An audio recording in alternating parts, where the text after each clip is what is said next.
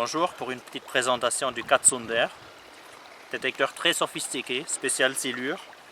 Aussi on peut l'utiliser pour la carpe, empêchant le moulinet fermé, devant les obstacles par exemple.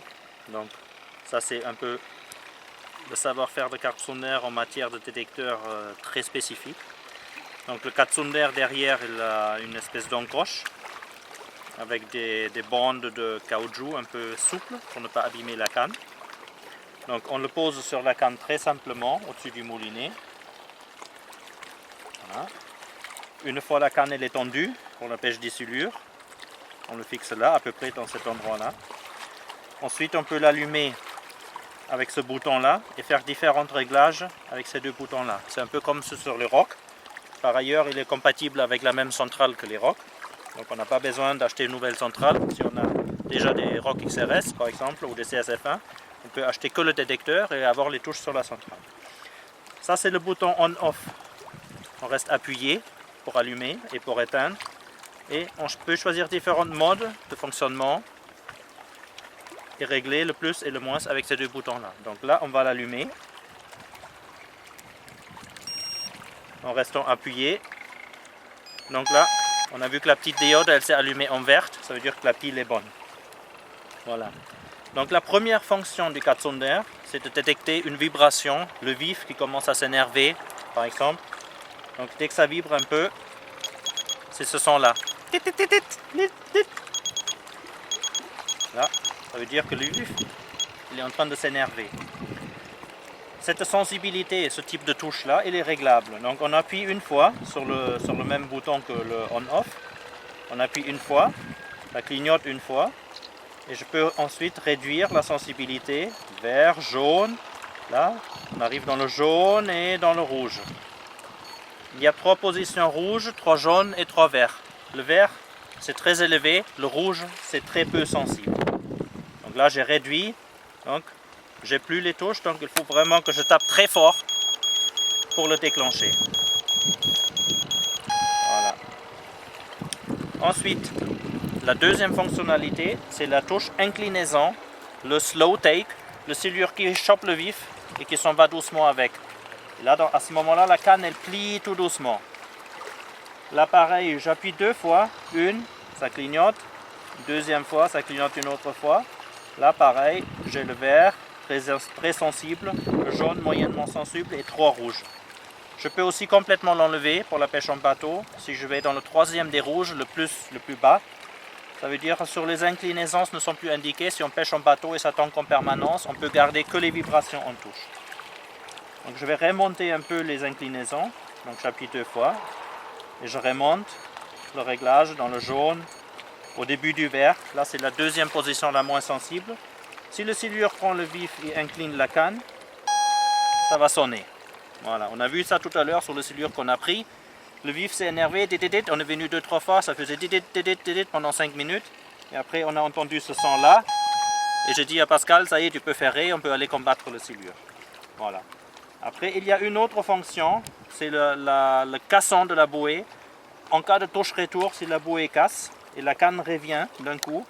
Voilà, c'est un peu comme, on va le simuler comme ça. Là ça indique l'inclinaison, donc je vais arrêter.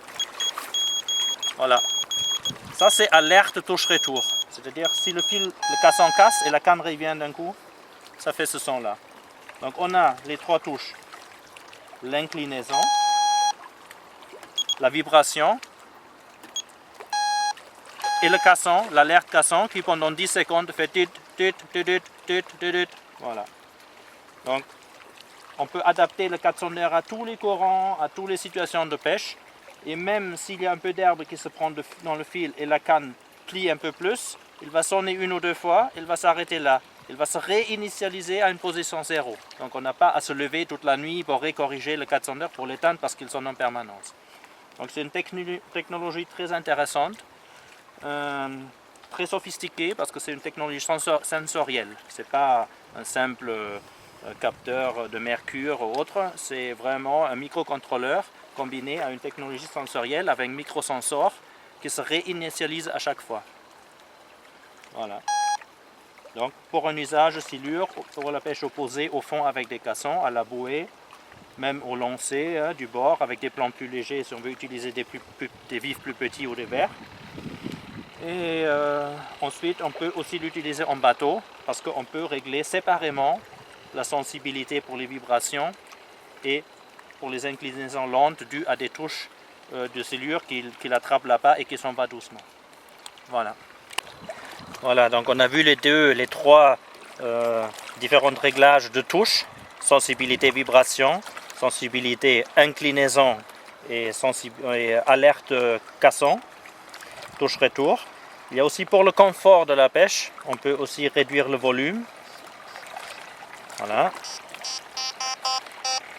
Ça marche d'entrée, sans présélectionner, un peu comme sur les rocs. Il y a le réglage de volume. Je remonte un peu le volume. Après, il y a la tonalité. C'est 3 fois. 1, 2, 3. Et là, je peux changer la tonalité. Tout à l'heure, je l'avais mis très grave. Ah, c'est trop aigu. Moi, je vais chercher une qui me plaît bien. Voilà. C'est une tonalité qui me convient. Après, pour la couleur de diode de touche également, on peut choisir la couleur. C'est 4 fois. 1, 2, 3, 4. Et là, normalement, je dois changer ma couleur. Alors, il y a plein de différentes couleurs, la rose, violet, turquoise. Donc il y a 7 ou 8 couleurs, je ne sais même pas combien. Ah là, c'est joli là, on va la laisser comme ça. Voilà. Donc c'est un appareil quand même très sophistiqué, très complet. Et 100% étanche évidemment, et compatible avec le récepteur OXRS. Donc après, il y a un petit truc à savoir. Quand on n'utilise pas le 400 heures pendant plusieurs mois, il vaut mieux retirer les 2 piles qui sont dedans, parce que ce sont des petites piles qui après diminuent un peu de puissance, qui peuvent se vider tout doucement. Donc si on le stocke à la maison pendant plusieurs mois, il vaut mieux retirer la pile, c'est à savoir, sinon il n'y a rien de spécial à indiquer. Voilà. Merci.